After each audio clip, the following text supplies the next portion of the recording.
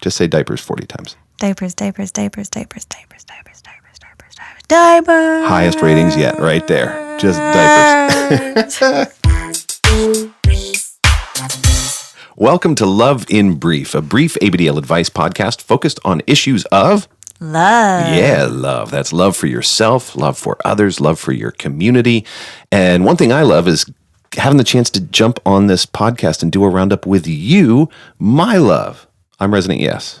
And I'm Lola and then some. And it is so fun to have you get to do a question roundup with me. I'm so excited. Listening, I've listened to the podcast for many years, and these were always my favorite. Really? Because there were a lot of topics that you did rapid fire. I got a lot of really good ideas from them. And I also just love to hear your personalities more. So. Well, hopefully people will get a sense for your personality even more during this. Cool. Although you were just recently on a podcast. So I suppose not yours. Not mine.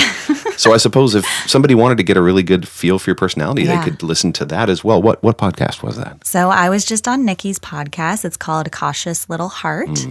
And Nikki really focuses on origin stories. So that was really fun. Well, I suspect we're going to talk more about podcasts a little bit later in the program. But you and Nikki both were awesome. Foreshadowing.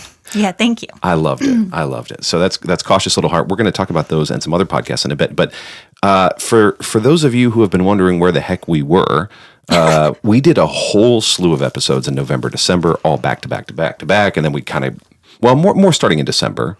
And then we had a bunch of them right in a row leading up to CAP and right after CAP. So then I took a month off. Yeah.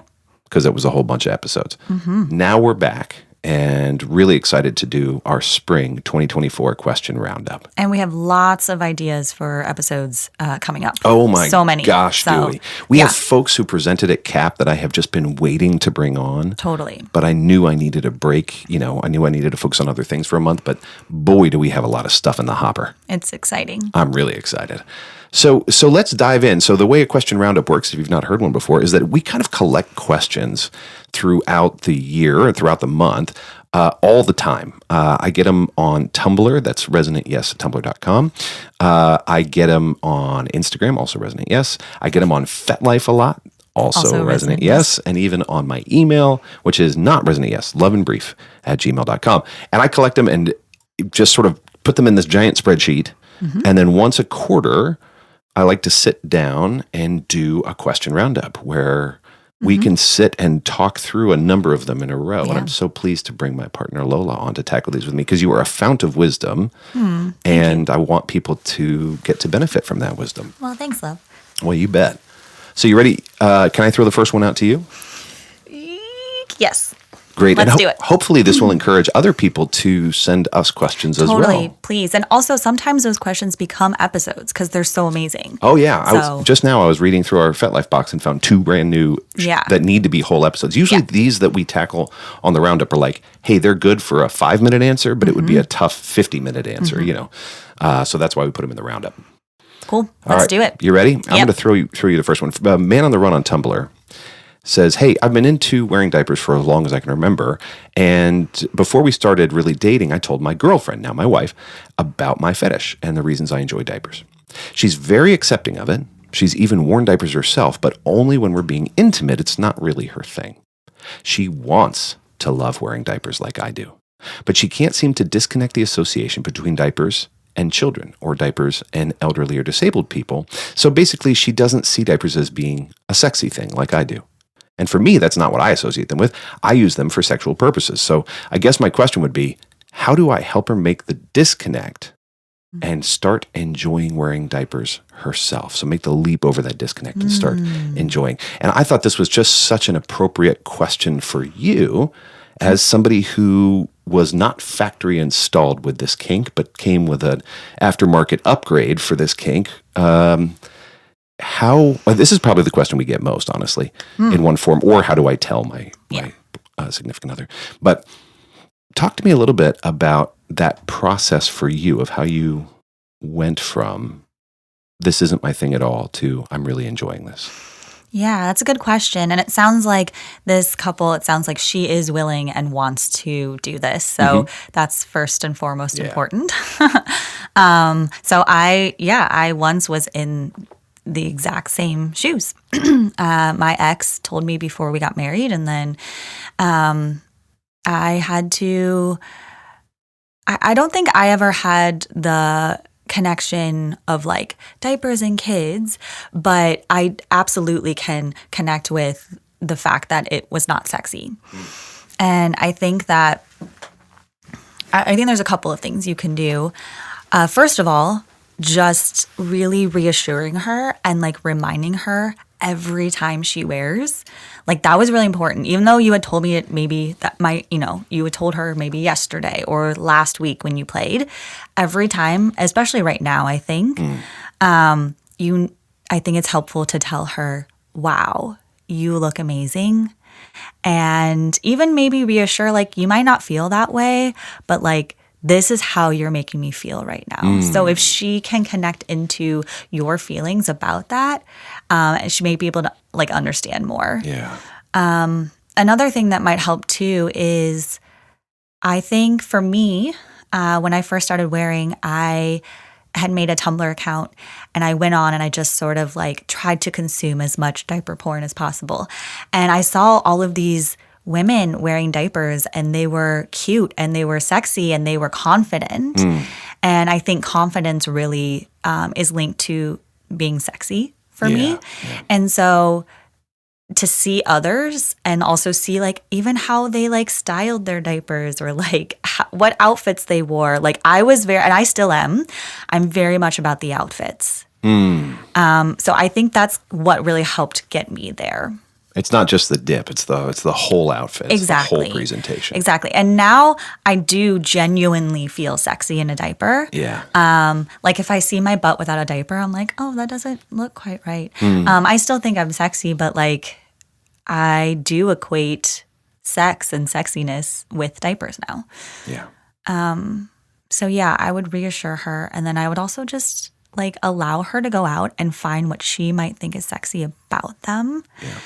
And in terms of like making that disconnect from those things, like I just wouldn't talk about it at all. Like the more you guys talk about, like I understand she might feel like, oh, but kids and whatever. Like just get that vocabulary out of there, I think. Oh, stop talking about that association. I think so. Okay. Yeah, that would be helpful for me. To just quit associating the two. Correct. Yeah. So that it's not just like in my mind all the time. But now what's rather like replace it with like, oh, did you see what, Sunny was wearing the other day or whatever, and try to now associate it with like some things that she may find sexy. Yeah.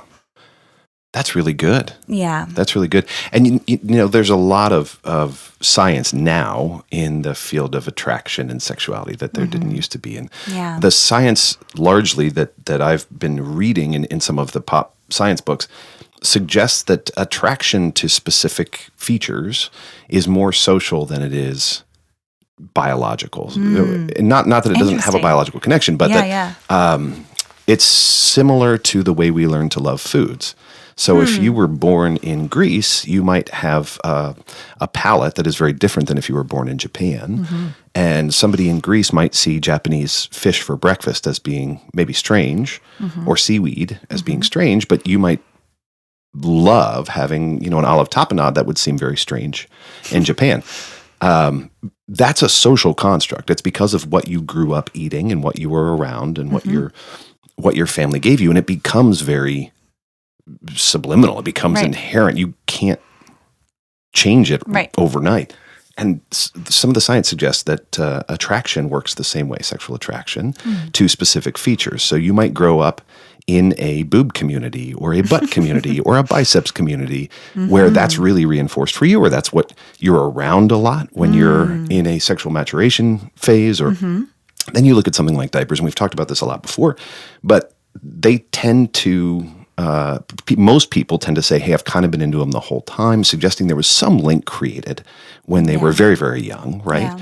And we've talked about why. We don't dig into that here, but that's the same way. It's just the taste that you've developed that is now so subliminal and so sort of all the way through you. given all that, hopefully that's a little bit of encouragement that when you hear from Lola, hey, I actually equate them with sexiness now. That is possible. Again, it's mostly an exposure and social construct that becomes part of your taste. Is your wife going to have the same connection you do? Well, no, you probably have a lifetime of it, right? But she can have a connection. And so I think some of the advice, Lola, that you gave points to how to build that connection. Make it sexy, make it safe, make it rewarding. Yeah. Right? Yeah. Show other examples that feel sexier even when she doesn't. Exactly. I think too, I think lingerie and diapers is really sexy. So maybe try to pair it with something. Like for me, I think when I first started wearing diapers, I went very baby. And it turns out that doesn't do it for me. And I just never really made a connection there. Like I'm not an age player. I don't see myself as a little. I think it's adorable. I think the aesthetic is awesome. And I have many friends that are littles and I love them to death. But that wasn't it for me. Yeah. So I had to kind of find what was it for me as well. And doing things like doing lingerie with diapers or bondage with diapers. I found that more inherently sexy from the get-go. Yeah. Yeah. So it's something you already find sexy paired with this thing you want to find sexy, but don't. And then I also I had to be told a lot. Yeah. How sexy you are. Reassured a lot. That makes total sense to me. I just empathically, if you put me in and you say, hey, RY, I am really into jelly shoes. I want jelly shoes. I really want to see you in jelly shoes. That would really do it for me. I have absolutely no connection to jelly shoes.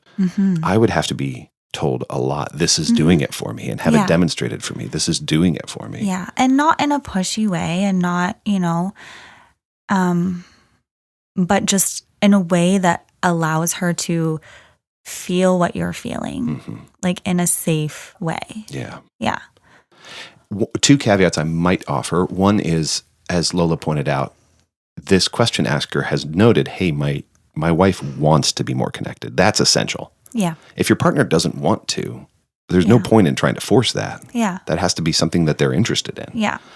The other caveat is, I think your advice about let's not continue to harp on the children or elderly or whatever other needs that a person might have for a diaper. I will caveat that with assuming that you've had that moment where you've acknowledged, hey, that makes sense. Yeah, totally. Of and course. I think that's inherent in your response. But just to call it out, just to make it explicit, assuming you've had that empathic moment of, of course. Of course you feel that way. Yeah. Because that's the only thing anybody has ever associated with it. That Adults in diapers. Yes, of course. That makes total sense to me. Yeah. And let's start changing the narrative together. Exactly. Yeah. And then I think that's really important. You said together and having that communication around it. And maybe also I would suggest, the asker, maybe there's something that your wife has always wanted to try. Yeah. Do that as well for her, right? Make this a dance, make it a tango, not just diapers, diapers, diapers. Love that. Yeah. Love that. Wow. Well, your first roundup question, and you just knocked it out of the park, Lola. Thank you. Do you want to throw one my way? I would love to. This is from, I don't know how to pronounce this, Animois? Anopnemaups. Perfect. So this is from an anonymous person on Tumblr. And the question is, I found a way to dox people in the community. It is something that only a small handful of people would even be susceptible to, and it is something that an even smaller number of people would be able to execute. I am confident based on who I was able to get personal information on that this is not something anyone has figured out before. If they had, more people I found would have been doxed. Here is my conundrum. Should I tell people so that they can adjust their profiles and hide this information? Is saying, hey, I figured out who you are using X, Y, and Z in your page. You should remove them. Something a content creator would appreciate or find insanely creepy. I understand the power dynamics at play. I'm a strange man calling from possibly thousands of miles away to tell you that I know who you are. But I also feel like the chance to not have your life destroyed is worth dealing with being creeped out. Especially if I can lead off with something like, I don't care about doxing you. I just want to share how I got here so you can protect yourself and I will never contact you again. What do you think? These are some deep waters we're playing. Yeah. Well, can be a touchy subject. I think for we sure. both have experience in this area, so I can speak to mine, and I would love to hear yours. Short answer would be yes. I think reaching out is a great idea with that tone. Right. So I have both had the experience of being the recipient of doxing efforts, and I have had the experience that you're describing of somebody warning me that I could be based on what's on my page. And I wish that I had gotten the second thing before the first thing, because maybe it wouldn't have happened, right? I think contacting somebody and saying, I realize how this sounds, but I am really good with internet security, and I really value content creators, and I just want to let you know you're vulnerable here. I will never, ever use this information. I won't follow up. I just want you to know this is how you could change it. So for me, it was a geotag issue. Okay. Yeah, I was going to ask if you felt comfortable sharing, Sure, just so yeah. people out there now also can make sure they're being safe, right? Yeah, and I went back and deleted everything, right? But Yeah. a long time ago, I had geotags that I didn't realize were in the metadata of my photos. Yeah. And they were going out on a platform that's no longer active. And people could literally find my house if they knew where to look in the metadata. And somebody wrote to me, if you're still listening, I am forever grateful for your influence. Thank you. And said, hey, I know how creepy this sounds, but I want you to know that I could easily find where you live, and I don't want to know that information, and I don't want anyone else to know that information. And I am still grateful for that person. And they followed through on their promise not to do anything with it, and they followed through on their promise not to contact me again. I wrote back and said, you are a hero. Thank you. And I super appreciate you. And after that, nothing occurred with it. So I'm super grateful, and I hope you do the same. Cool. How about you? Yeah. I had this somewhat recently. When I first made my Amazon wish list, and I posted about it, like within an hour, someone that I had met actually at CAP, but I don't know very well, but I think that probably helped, was like, hey, your first name's on it, even though I didn't think it was. And I had to, like, it's kind of hard actually in Amazon to go like make sure there's the right settings. And I was like, oh my gosh. But he reached out on Tumblr, like messaged me, which he knew like we had messaged there before. So that I think was helpful for me to trust him. But he was like, just so you know, like, hey, your first name's out there. And I don't want to sound creepy, but like, I would go change that. And I hope this, doesn't upset you, but I just wanted to let you know. And I was like, thank you so much. I think it does absolutely, the way you approach it also can be really helpful. Like this person was saying, I think even just using the words like, I don't want to be creepy, sometimes that creeps me out more, honestly. Right. So maybe just approaching it very matter of fact, like, I saw this, this can happen.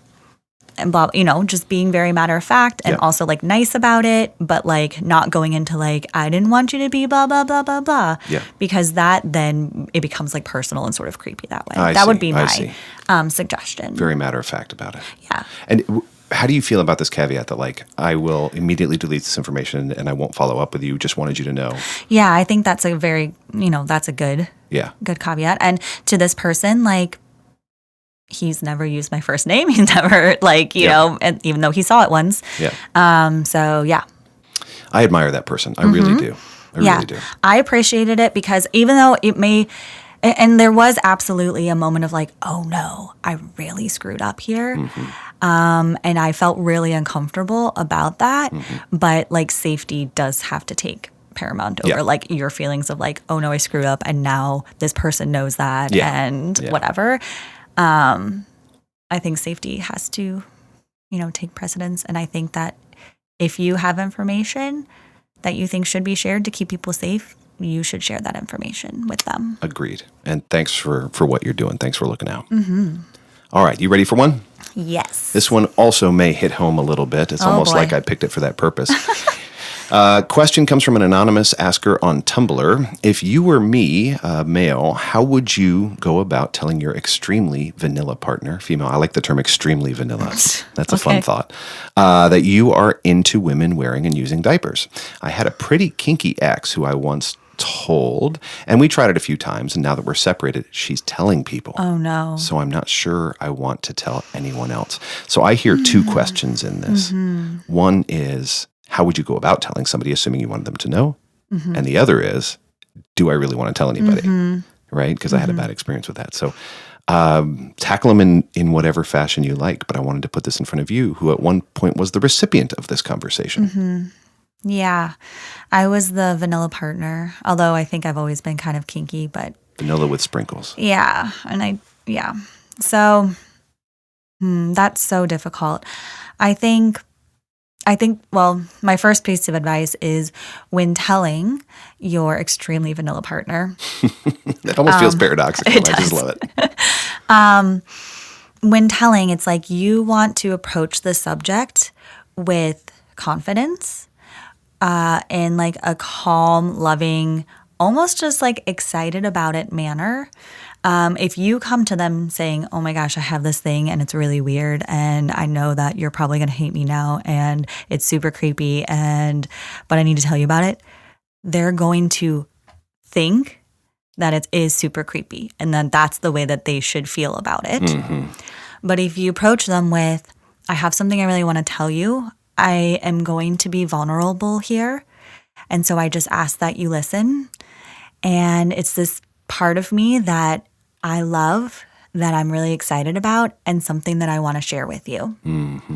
So if you approach it in that way,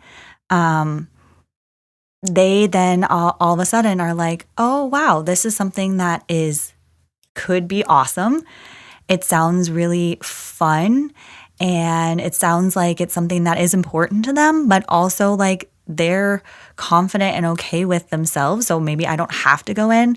I think with my ex, when they told me, it wasn't super shame-filled, I guess, in the telling, but everything around it from that conversation was extremely shame-filled. And so it made me uncomfortable, and I did not know how to approach it with them, although I wanted to help them through that shame. Of course. So if you approach it in a way where, and I also think it could be helpful, like here's how this might fit into our relationship. Because I think the way they told me, like they just assumed I would want nothing to do with it and then didn't let me in for 12 years when I actually really wanted to take part in it. That's a long time. It is a long time. That's a long time. So I would come with maybe like, if you want to take part in it, this is maybe a way you could do that. And if you don't want to take part in it, it's something I at least want you to know about me and so I'm able to like be myself, because what's the point of relationships if you really can't be yourself and be vulnerable with the other person? So it's not the pressure of, I need you to become this. It's, oh, gosh, yeah. I need you to see that this is part of me. Exactly. Whether or not you want to be a part of that is okay. But yes. I need you to see this as a part of me. Correct. Yeah. And come to it with like confidence and joy, because then they're going to feel that and hopefully also there may be shock and, maybe not understanding or confusion at first, but if they see you being confident and joyful about it, then that's going to make them get there a lot easier. I completely agree. I mean, we've talked about this. I feel like we've covered this question and we will continue to cover it because it's one of the most asked and frankly most sort of crucial in your relationship and love development questions, which is how do I talk to somebody about this? And I think your advice is spot on my experience as well. Yeah. And you can go back to almost any question roundup we've done. Episode 111, episode 67 and 68, some of the very early episodes, like sub 15, we talk about this, but almost every question roundup. Showing up with, I'm not ashamed of this. Yeah. But also I don't need you to do anything about it. But if you want to take part, here's maybe how you could. Yeah. Yeah. That makes so much sense to me. Yeah. I felt like my ex was coming to me like to solve a problem, but then didn't allow me to actually be a part of it. And I don't think that was their intention, but the way they approached it, that's how I felt. And so I was in this very drifting out in space place about it for a very long time. Yeah. If somebody comes and they're like, hey, there's this awful tumor growing on me that I hate. I just want you to stare at it with me for a while. That's not something you probably want to get excited about. Or if they're like, here's this awful tumor growing on me, I need you to fix it. Right. You're like, I'm not equipped for that. Right. But if they come to you and say, hey, I've got this part of me that I really treasure, and by the way, is going to be there forever. Yeah. I just want you to know it's there. And if you want to engage in it, here's some ways we could maybe think about doing that. And also just some resources, like obviously this podcast and others out there as well. And also, I do just want to do a shout out. There is a +1 support group out there now that was talked about on this podcast as well. So what that means would be a partner or friend or someone in your life that you have a relationship with that this is not their kink. They have a space to go to talk about it and have their own support. So I would also come with like that love and joy and compassion and openness. And here's some resources. I didn't have any of those when I was told about this. So I would also recommend Dr. Rhoda Lipscomb's book, You're Not Broken. It does give really practical advice and speaks directly to that partner who just found out. Maybe read it together. So sit up in bed at night and read it to each other. I think it's a fantastic resource. And I do want to address the other part of the question. Should I tell her? That sounds really hard. So I just want to say I'm sorry that your ex-partner is telling people now. That's not okay. And I'm really sorry about that. That is a massive violation of trust. So I can understand why, this would be really scary because that trust was broken by somebody else in the past. I would say that if you really like this person and you see a future, whatever that might look like, I think it's important to find a way to talk to her about it. And I also want to put the caveat out there, like if you feel like maybe you guys could communicate better, maybe that's something to work on first in a way that's like not so like if you're already having trouble communicating and like having trust with one another, like in like things that aren't quite so deep, vulnerable things, like maybe work up to that. I don't know where you are in your relationship. Like it's hard to give that advice, right? So, And in the end, like you will have to trust your gut a little bit based on your experience with this person. Your gut may have been shaped by this past experience, of course, of somebody. Of course, telling out of school about you. But this person probably leaves you with a trusting feeling or a non-trusting feeling. And it's worth paying attention to that. And if they seem vindictive or they seem like they might, every time they're mad, go do something rash and then regret it later. I would hold back. If it's me, I would not feel that trust, even if I trust them in every other part of my life. That's good advice. My guess is that you maybe already feel that trust because you came to us with this question and a desire to want to tell them. So that's just my insight. Good question. Can you throw me a softball? These are all really deep. Can you give me just are bananas tasty or something? Do diapers crinkle? Oh my God, do they? Here, show us your crinkle. Let me hear it. Show us? Yeah, audio show. There you go. Do diapers crinkle? Hell yeah, they do. Okay, we're done. That's it. That was it. Okay, so this one came from the Love and Brief email by BD. And it says, I have listened to yours and the Usual Bets podcast from CapCon. Are there any other presenters that have podcasts? I've never heard of a legal seminar talked about and what to learn more about on CapCon, and I hope to attend in 2 years.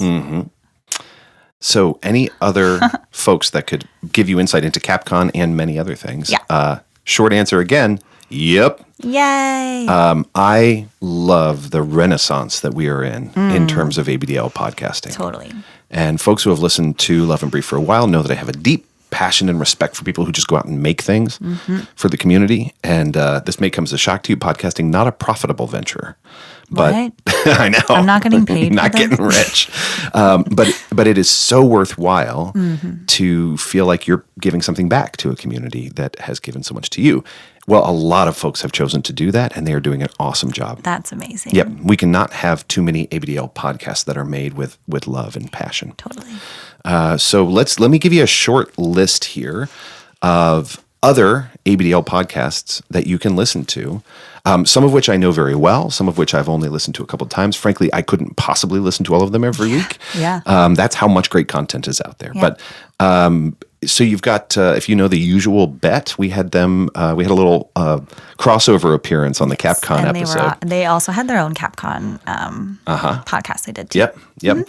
That's Sophie, Chloe, and Kimmie that make The Usual Bet. That one's really And other friends fun. too. Yeah, and they I bring think, on, Jazzy comes in there sometimes. Yeah, and other friends too. And other friends. Really fun, really high energy, very sometimes silly, but always And they come in with rich. a bet every time, correct? Yeah. And then, It's The Usual Bet. Yeah. That's very fun. And you can bet diapers are involved. Right. And then there's sort of sister podcast, Dear Jazzy, that Jazzy runs. Yeah. Is also that one goes a little bit more, I think, into like the advice space. Yes. And a little deeper. Yep. Well, not deeper, but it goes a little bit more in depth on a single topic or set of topics. Also new to the scene, the Crinkle Club that Comfortably Crinkly and MissMummy do. There are only a handful of episodes in, but I am loving it. I haven't heard this one yet. I need to go check it out immediately. This one comes out of Europe, out of the UK. It is a friend of yours. And a friend, yep. Yeah. Comfortably Crinkly is a friend, and it is, for being brand new already, so rich and so interesting. Do they pick like a topic each time? Or? They'll pick a topic, Okay. or they will interview somebody and sort of focus. So it's similar to what we do, but not necessarily the advice side. It's just sort of a deep consideration of something. Cool. And I have really thoroughly enjoyed that. And it's in very digestible length. Nice. It's just, I think they are both so wise, and it's packed into these tight little easy listen podcasts. So that one is the Crinkle Club. Cautious Little Heart. You were just on that one, as we referenced earlier, that Nikki makes. Nikki. How would you describe Cautious Little Heart? So I believe Nikki wanted to have a space to have people on, and the conversations that Nikki was having, that people were going deep into like their origin stories and their life around diapers. And Nikki was like, we should be podcasting this. So that's literally where the idea came from. So she has one guest on each time and starts with their origin. How are you here? Why are you in this community? Yep. And what was it that, diapers, like, what was the first experience you had? And then from that, there's always lots of different other kinky stuff and ideas and just general thoughts about like being in this lifestyle. Yeah. Yeah. I always get worried. So I'm a slightly snobby podcast listener in that it drives me nuts when podcasts are just consist of a person going, how was your week? Good. How was your week? Oh, here's a bunch of inside stuff. No, Nikki's is not like that. She does a great job. She She is a brilliant interviewer. Yeah. You immediately are swimming in the deep end. Yep. It's fun, and it's so you fall in love with each guest, and with Nikki a little bit more. Totally. Every time. Yeah. And Nikki's been in the scene for a long time. Yeah. So Nikki has like awesome perspective. Oh, yeah. On the people and community. Yeah. I'll throw out there as well, Newsy's Nook by Newsy Baby. So this is a good place for sort of up-to-date information in the ABDL community. I love that we have that too. That's so cool. Yep, and Newsy spelled Newsie. Yes. So Newsy's Nook. Also, Diaper Perv does a YouTube show that then becomes an ABDL podcast. Yes. And then, of course, I have to mention the Big Little podcast. Yeah. So it's no longer being made. We had Mako on our CAP panel. If it weren't for Mako, this was the first ABDL podcast. If it weren't for Mako, there is no Love and Brief. My guess is there is no most of these podcasts. Mako and Spacey paved the way. Unfortunately, Spacey passed away. Mako discontinued the podcast, but they started something truly beautiful. Yeah. And Mako's in the middle of building an archive. Yeah. A really rich archive that has like clickable links, and here's all the stuff we talk about at biglittlepodcast.info. Yes. So go check that out. Yep.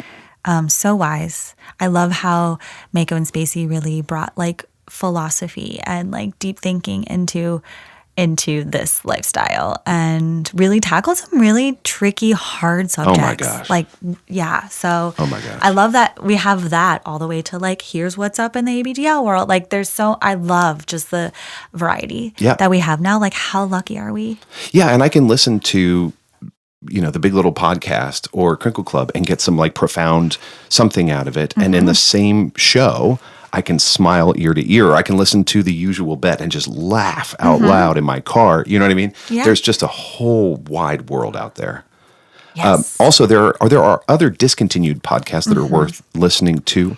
The Crinkle Cast was really fun. Lo did the Dream a Little podcast with really practical advice. That was probably the first one I listened to. Was it? Yeah. Either that one or this one. Very common. I think that one stopped a couple of years ago.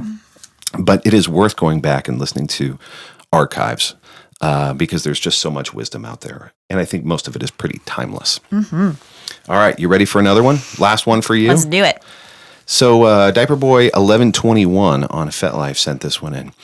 I am a diaper lover and spanko, and I'm dating a vanilla girlfriend. And so far she's worked with me wearing diapers and occasionally wears them with me, which I love. And she didn't just run away when I told her I'm into diapers. She actually wears them. But for the spanko side of things, I'm a switch. I like to give and receive. But I've been giving a lot more than I've been receiving from her. And I can tell she's holding back or something. We had a small breakthrough the other day where she spanked me and I helped guide her through it. The main question, though, is how do I get her to spank me without having to ask or guide her on how I like to be spanked? And I will say I clarified with Diaper Boy 1121 on this when he said without having to guide her. And I said, do you mean ever?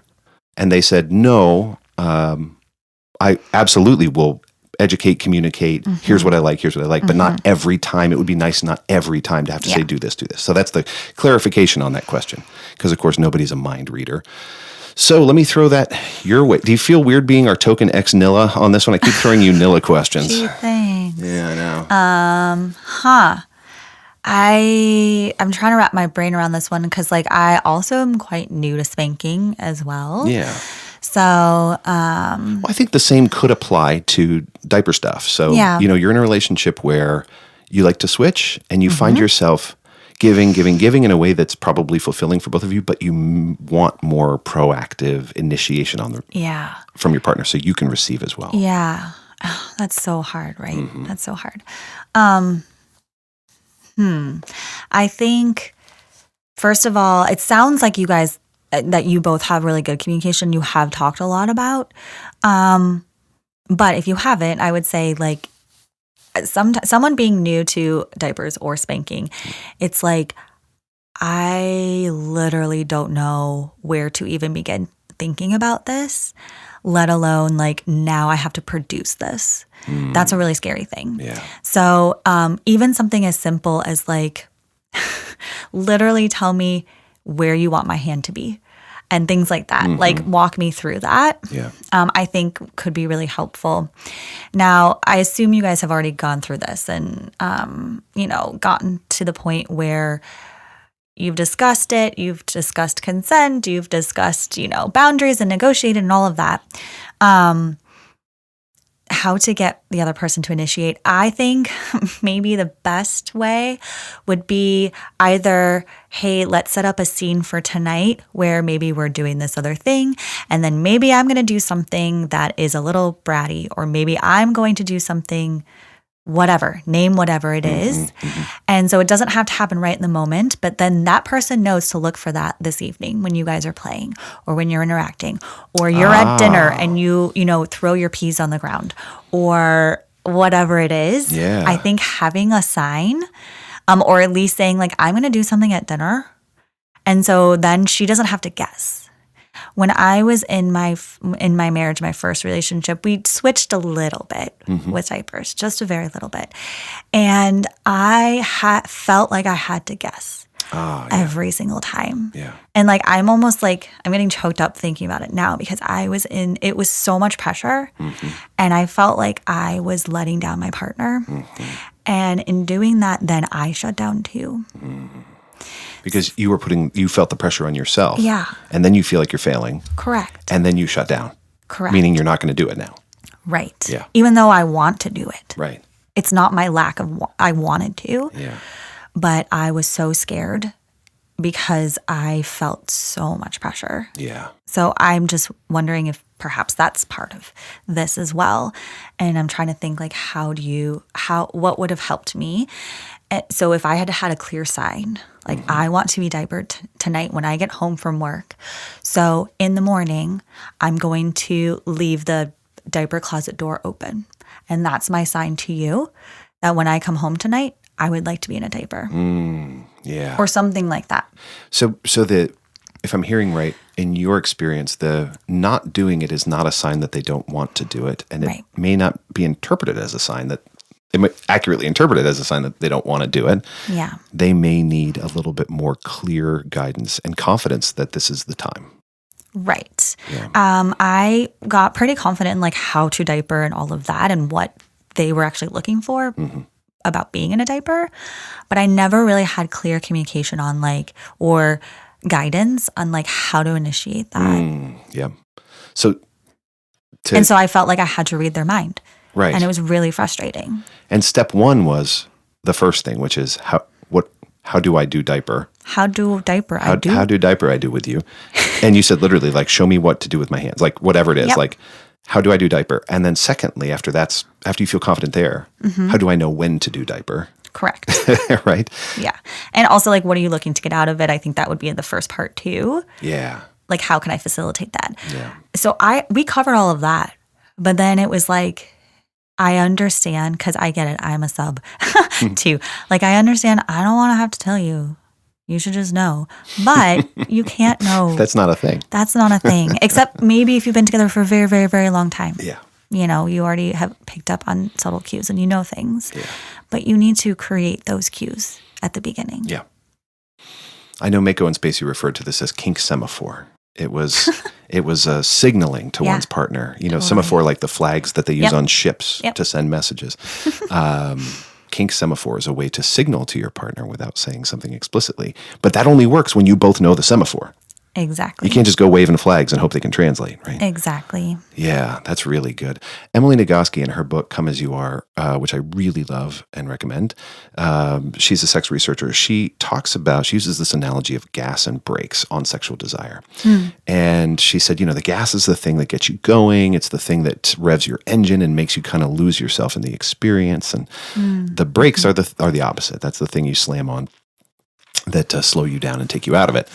And two of the major breaks that she calls out are self-confidence and pressure. And you just used both of those words in your description, confidence and pressure. Yeah. So if you have a lack of confidence that you are sexy or that you're doing something sexy or even you're doing it right, whatever right looks like, that's going to be a huge sexual breaks for you. And if you feel the pressure to deliver something, as you said, I don't know when I'm supposed to do this. I just know I'm supposed to create it for you. Yeah. That's going to be a huge breaks. Yeah. And it doesn't take much in the way of breaks to stop your momentum and to get you to just sit there and watch a movie instead. And the longer it goes on, the harder it gets, I think. Well, the pressure builds and the confidence suffers every time. Right. Right? So it's a downward spiral. Right. And I understand on the other side, like it's hard to ask for what you want. Yeah. It's really hard. Yeah. I'm trying to just think if from your perspective, like how, being the one giving out spankings in this relationship, like how do you know? Yeah. Well, so it's different with every person, right? Yeah. So R&T was very much a spanko. She was very open about that. She loved it. But I didn't know the spanko world at all. And so I went online and I saw these like floggers and these people in leather. And I was like, that must be what she wants. Right. So I'm like, here's my flogger. And she's like, nope, here's precisely what I want. Right? Yeah. I actually want you to do this other thing. And I want it to feel like this. And here's what I want to get out of it. And I was like, oh God, I would have done this other thing forever because that's what the internet does. And it turns out. How do spank? So having that initial conversation was so important. But then, you want something different out of the experience. Yeah. You don't want to be disciplined. Right? You just want to have the fun spanking every once in a while. Yeah. Just as a submissive thing. Yeah.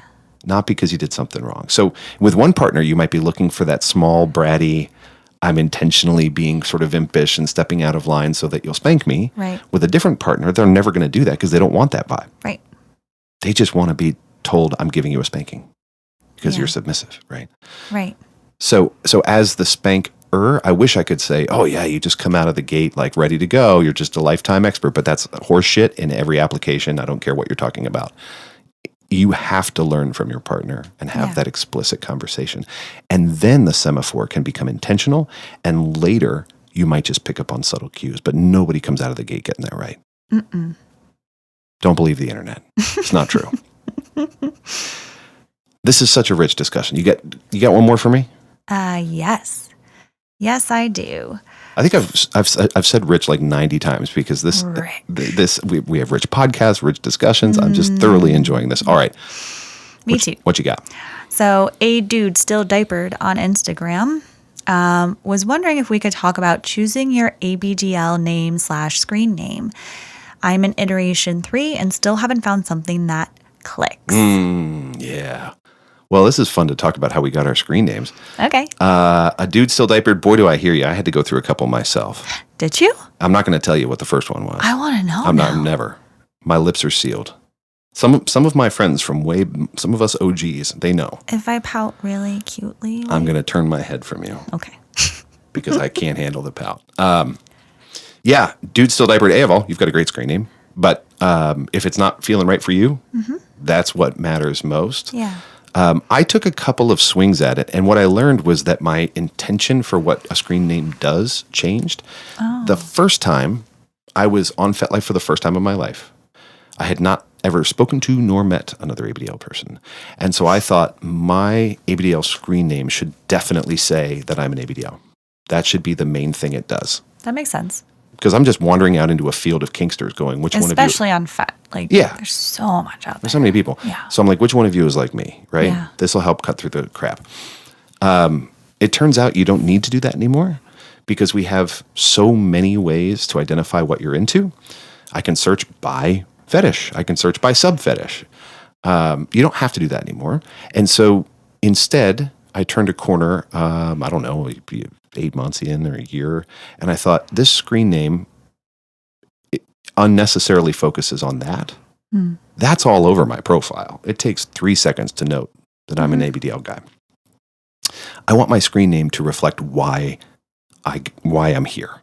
And the reason I was there was because I had started what I called a year of yes, similar to like the movie Yes Man. I don't think that had come out yet, but I had hit a crucial point in my life, just gone through a divorce, and said, I'm going to spend a year saying yes to all the things that seemed irresponsible or whatever, things that weren't worth spending my time on in the past because I was trying to build all this other, or just things that scared me for one reason or another. So my only rule for the year was say yes to every offer unless A, that you literally can't afford it, B, it's illegal, or C, it's permanent.